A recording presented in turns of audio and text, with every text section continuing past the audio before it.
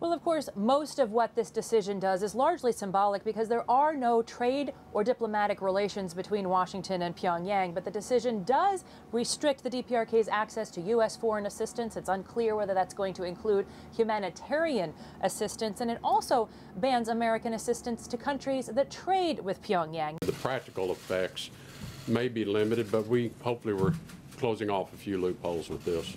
It's really just the latest step in a series of, as you can see, ongoing steps to increase the pressure. I call it the peaceful pressure campaign. The president calls it the maximum pressure campaign. Now, of course, the DPRK taken off this state sponsor of terror list back in 2008 by President George W. Bush, who was doing so in an effort to bring Pyongyang to the negotiating table to end its nuclear ambitions. Here is President Trump on Monday reversing that decision.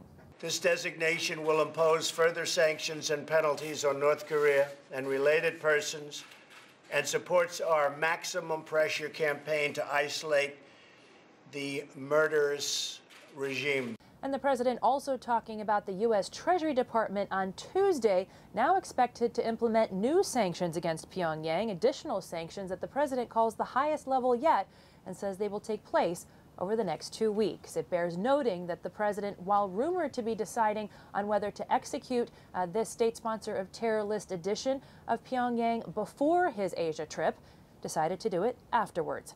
Jessica Stone, CGTN, Washington.